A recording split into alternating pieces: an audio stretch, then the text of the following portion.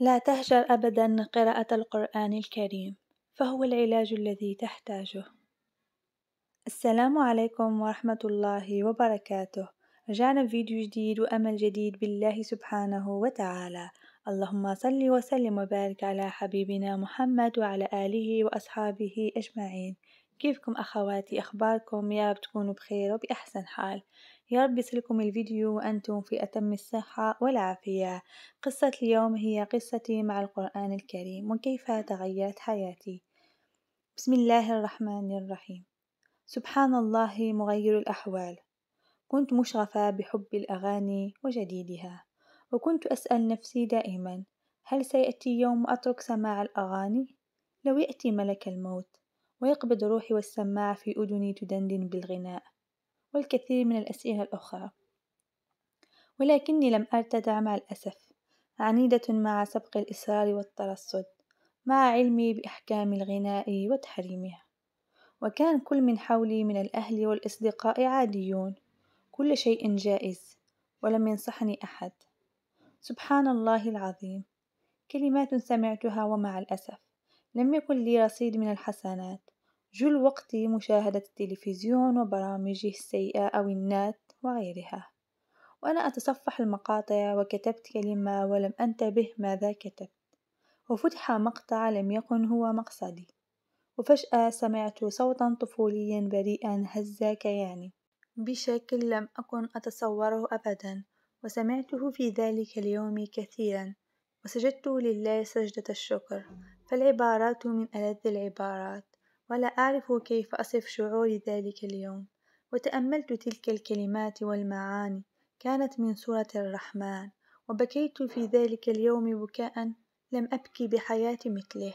كل هذا من فضل الله علي، أراد بي خيرا، وكان ذلك اليوم أسعد يوما بحياتي لرجوعي لكتاب الله عز وجل. ففرحتي لا تقام فرحة نجاح أو زواج أو شيء آخر. ومن ذلك اليوم قمت بتغيير حياتي كلها، وأصبحت أتغنى وأطرب وأدندن بالقرآن الكريم، والتحقت بدار الإيمان لتحفيظ القرآن وما زلت إلى الآن. وحفظت أجزاء من القرآن بدأتها بسورة الرحمن ثم مريم ثم الكهف وغيرها من السور. وباستمرار لقراءة القرآن رأيت العجب، سبحان الله، من راحة وسعادة وشفاء. وتعلق قلبي بالقرآن وتفسيره، وأصبحت أحاسب نفسي على الوقت. قراءة القرآن هو أنيسي بكل وقت، وأصبحت لدي صحبة من حفظة كتاب الله عز وجل. وكل يوم أخصص بعد صلاة الفجر والعشاء ورد يومي للحفظ والمراجعة. الحمد لله، عشت في مملكتي مع زوجي وابني في راحة ورخاء وسعادة. يأتينا رزقنا من حيث لا ندري ولا نحتسب.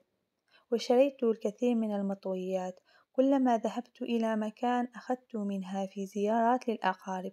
يعلم الله ماذا سأروي وأقول عن سعادتي بالقرآن. صدقيني يا من تسمع كلماتي، لو أنك ملكت الدنيا كلها وصدرك ضيق مهموم حزين حائر، لن تشعر بالسعادة أبدا، بل ستتنازل عن كل ما تملك مقابل السعادة. ولو أتاك الله السعادة ستسعد بلا شك، حتى لو أنك في سجن مغلق.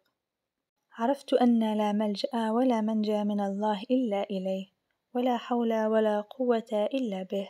عرفت بأن الله هو العالم بهمومي وأحزاني، إذن هو الوحيد يستطيع تفريجها. وختاما أسأل الله أن يجعل القرآن الكريم ربيع قلوبنا ونور صدورنا وجلاء أحزاننا وذهاب همومنا، آمين. وآخر دعوانا أن الحمد لله رب العالمين. هذه القصة منقولة عن إحدى الأخوات. انشر هذا المقطع لعل الله يهدي أحد على يديك ويكتب لك القبول. والسلام عليكم ورحمة الله وبركاته.